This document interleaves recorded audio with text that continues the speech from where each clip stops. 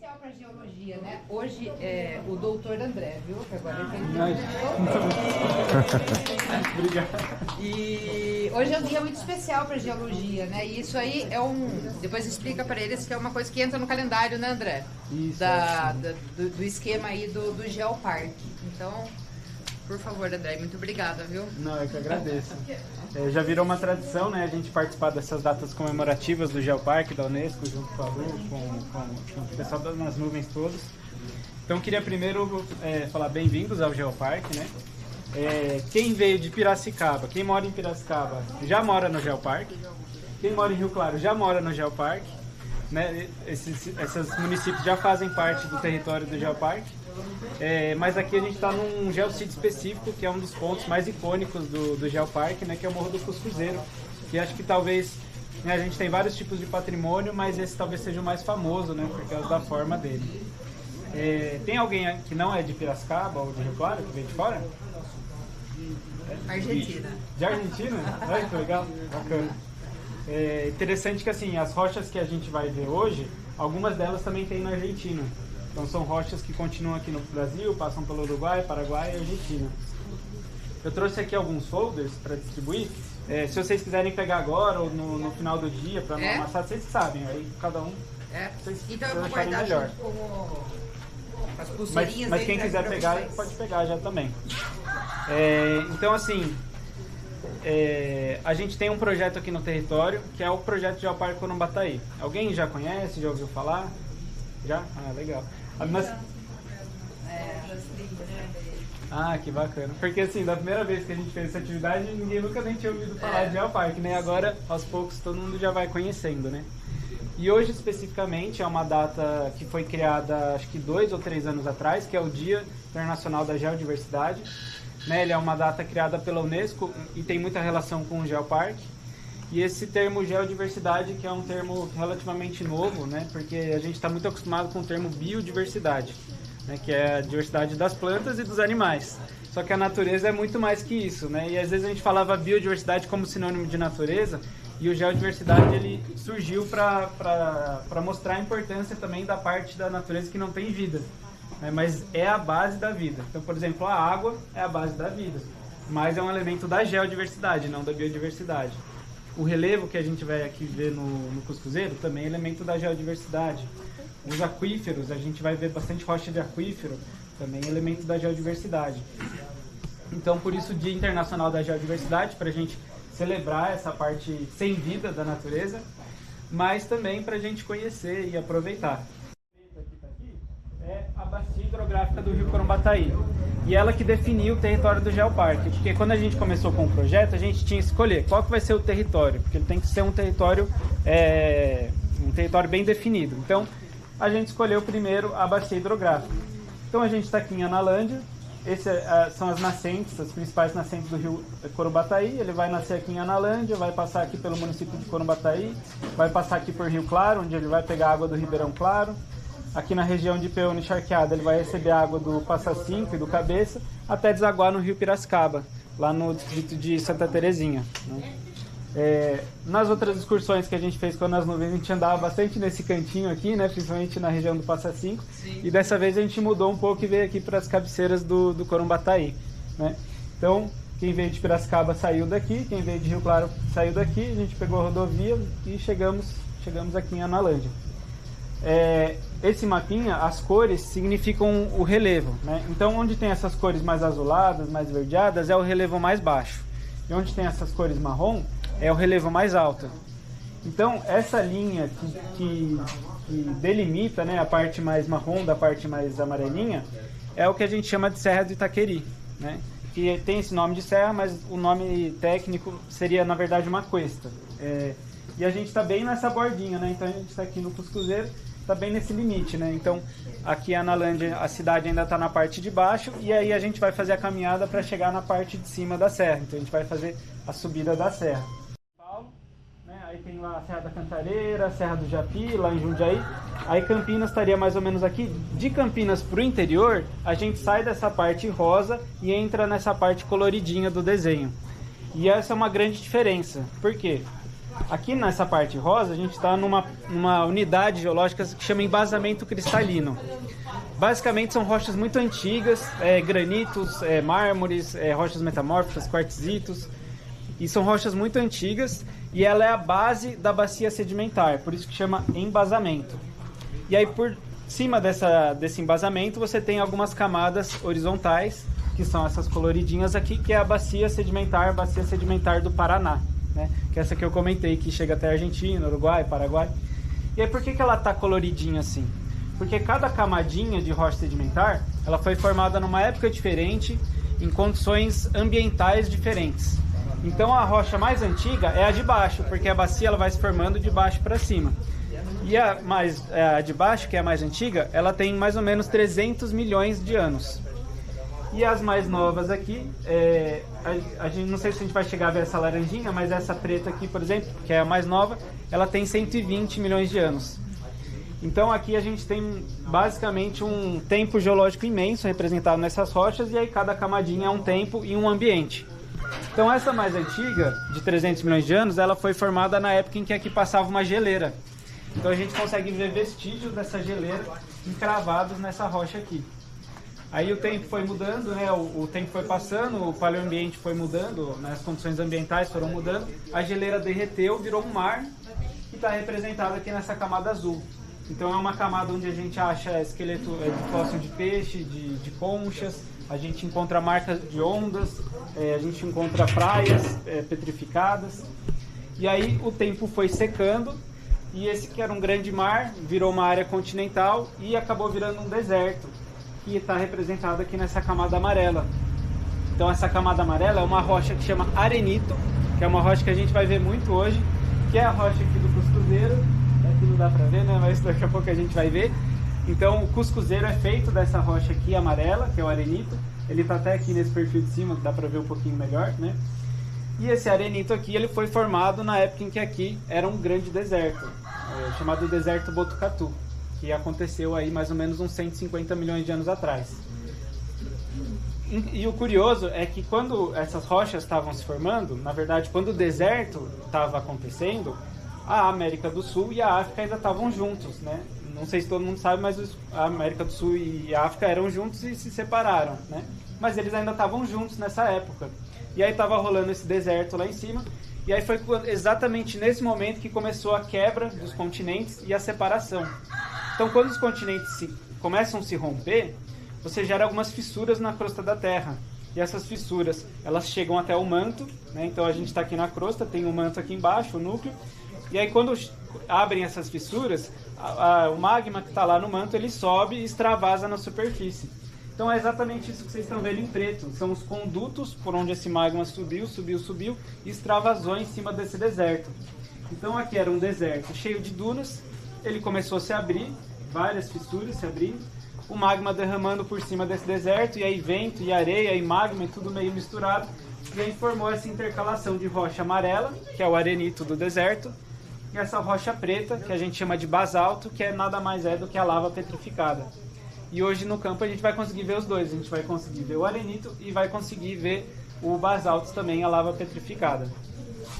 No caminho... Quem é de Rio Claro e Piracicaba está acostumado com a calçada portuguesa, né? Que é aquelas rochas, algumas amarelas, algumas vermelhas, algumas pretas, tem a branca também, mas o mais comum é a amarela e a preta. E são exatamente essas rochas, a amarela e a vermelha é o arenito, é a mesma rocha, só muda a cor, e a preta é o basalto, né? Então são rochas que estão no nosso dia a dia, a gente vai ver elas aqui in situ, que a gente fala, que é onde elas ocorrem naturalmente, mas a gente está muito acostumado com elas na cidade também, na calçada. E essa rocha arenito aqui, que é esse grande deserto, que já foi uma área muito seca, hoje é a rocha que forma o aquífero Guarani. Acho que eu cheguei a comentar no grupo. Então esse grande deserto virou hoje um grande reservatório de água. Por que isso acontece? Vocês reparam aqui que essa rocha é cheia de pontinho, né? Então assim, esses pontinhos representam os grãos de areia. Então para a gente entender como funciona um aquífero, ele não é como se fosse uma caverna, um buraco subterrâneo que vai estar preenchido de água. Ele é uma rocha que está saturada, que está como se fosse uma esponja que ela absorveu, chupou água e guardou dentro dela. Então se a gente imaginar, por exemplo, um balde cheio de bolinha de gude, as bolinhas de gude representam os grãos de areia, né? Então você tem as bolinhas de gude, uma aqui, uma aqui, uma aqui, só que entre as bolinhas de gude fica um espaço vazio. Então mesmo que o balde esteja até a tampa de bolinha de gude, você ainda consegue jogar água lá dentro. O aquífero funciona exatamente do mesmo jeito. Então quando chove aqui em cima, essa chuva cai aqui, ela infiltra no arenito, o arenito vai sugando essa água e vai armazenando, vai armazenando, vai armazenando. E aí quando para de chover, aos poucos esse arenito vai soltando água para fora. Então ele tem essa função de regulação dos rios aqui da região também. É um dos motivos que a nascente do Corumbataí é tão importante, que ela não seca no tempo de chuva. Então se a gente pensa, quanto tempo que não chove, né? Ou se tem uma chuvinha um pouco mais fraca, um pouco mais curta. Mas a nascente do Corumbataí está o tempo inteiro soltando água. Justamente porque é a água do aquífero, que o aquífero guardou durante a época de chuva e ele está soltando agora. E esse é um processo extremamente lento, né? Então, aqui na bordinha, a gente tem águas mais recentes, que choveu, né, nos últimos anos e está soltando para o rio. Mas o aquífero também tem água que está chovendo aqui e que está indo aqui para o interior, no subterrâneo, e está indo lá em direção a Ribeirão Preto, por exemplo.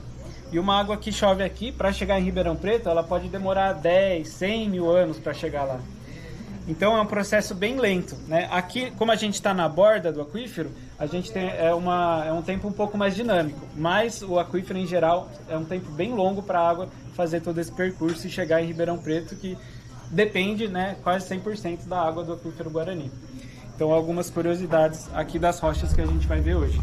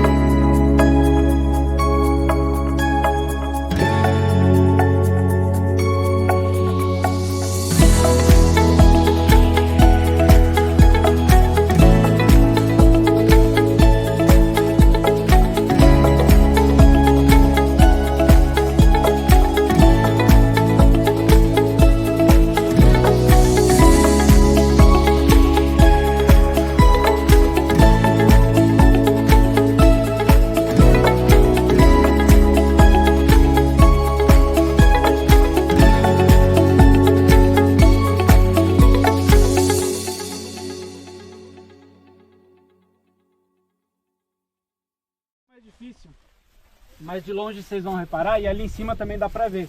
Ela tem algumas listras assim. Dá pra ver, ali em cima tá melhor até, ó.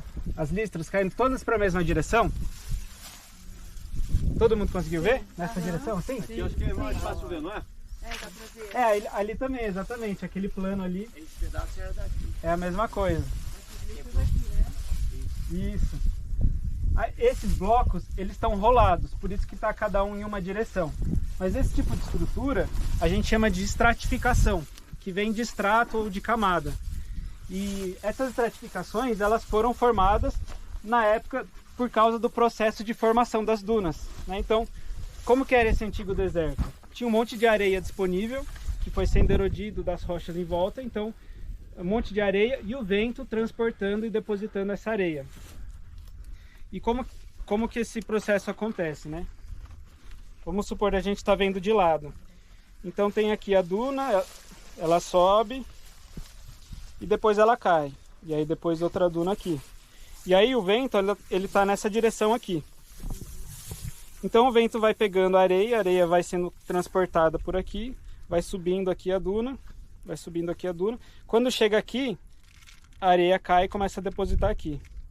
Então esse é o processo, vai ventando aqui, a areia vai subindo e vai caindo aqui, vai subindo e vai caindo aqui, vai subindo e vai caindo aqui. E aí esse processo ele continua ao longo de milhões de anos, né? Então essa duna aqui, de repente ela se desfaz e se refaz em outro lugar, ou outra duna vem aqui por cima, ou eventualmente o vento muda de direção e aí esse processo que estava acontecendo nessa direção começa a acontecer em outra direção.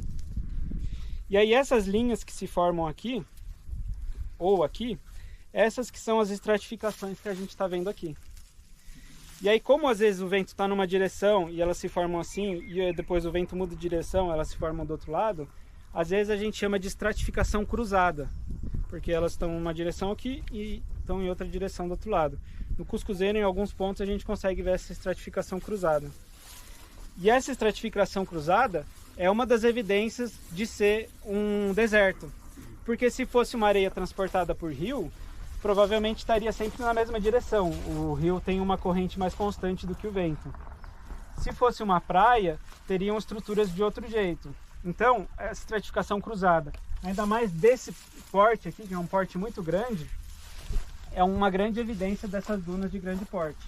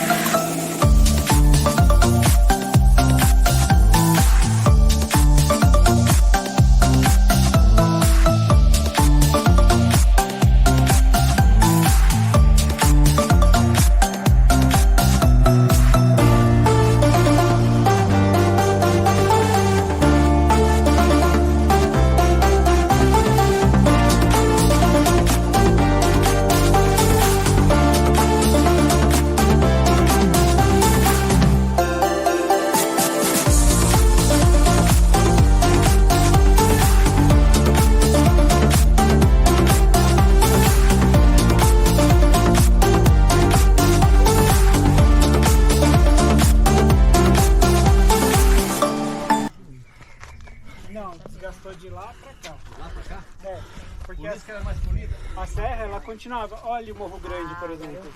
Também é Morro Testemunho. Tem que tomar muito cuidado, mulher. Então a serra já teve absurdamente pra lá e ela foi recuando. E o mesmo tem do lado de lá, né? Isso, vai bonito. É que do lado de lá, aqui tem a cuesta, Ah, a escarpa. E do lado de lá, ela vai aplanando de forma mais suave. tá. Tem razão, tem razão. André, fala um pouco para nós do Morro do Cuscuzeiro. Então eu estava explicando aqui que é um Morro Testemunho, né? Então aqui já foi conectado com a serra que está aqui atrás. E aí a erosão escavou o vale que tem aqui atrás e também aqui. E aí sobrou só o Morro do Cuscuzeiro aqui no meio. Ah, que bacana. Então aqui por isso que chama Morro do Testemunho. Morro Testemunho. Porque ele testemunhou toda a formação desse ambiente. Testemunhou que a serra chegava até aqui e agora ela está recuada. Ah, E esse Morro Testemunho um dia vai desaparecer e vão aparecer outros Morros Testemunhos lá para trás. e esse tipo de rocha é o arenito. Esse é o arenito. Eu estava mostrando aqui também essa estrutura que é bem interessante, que é uma falha geológica. Esse tipo de estrutura vertical é relativamente comum.